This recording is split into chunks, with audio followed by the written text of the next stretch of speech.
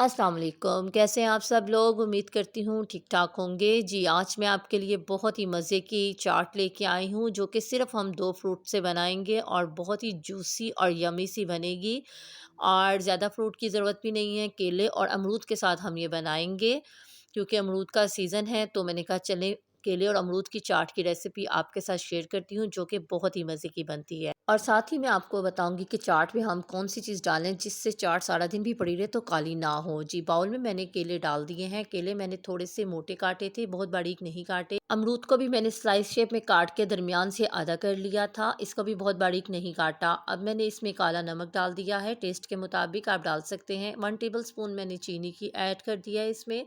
उसके साथ मैंने डाला है half tea spoon chaat masala, कम-ज़्यादा आप कर सकते हैं चाट मसाले को भी।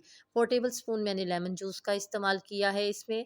उसके बाद मैंने जो एक इंग्रीडिएंट की बात की थी वो है विनेगर। विनेगर 1 टीस्पून मैंने डाला है, इससे सारा दिन भी चाट पड़ी रहे तो काली नहीं होती है। अच्छी तरह से हम इसे मिक्स कर लेंगे ताकि जो चीनी है वो अच्छी तरह से डिज़ोल्व हो जाए और उसका लेमन के साथ मिलके एक मज़ेदार सा जूस रेडी हो जाए। अच्छी तरह से मिक्स करने के बाद चीनी जब डिज़ोल्व हो जाएगी तो हम इसमें थोड़ी-सी काली मिर्च ऐड करेंगे। ये ऑप्शनल है, आप डालना चाहें तो डाल लें, लेकिन इससे बहुत ही मज़े का टेस्ट बनता है। मैंने इसलिए इसमें काली मिर्च डाली है।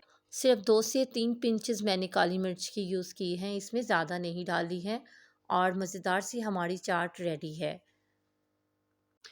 बहुत सारे फ्रूट मिला के तो हम फ्रूट चाट बनाते हैं, लेकिन केले और अमरूद की इन 2 चीज़ों की चाट बना के देखिएगा, आपको बहुत पसंद आएगी और बिल्कुल इसी तरीके से बनाइएगा तो इंशाल्लाह आपको मेरी ये रेसिपी भी मज़े की लगेगी और मुझे इसका फ़ीडबैक भी दीजिएगा कि आपको ये मेरी केले और अमरूद की चाट कैसी लगी है।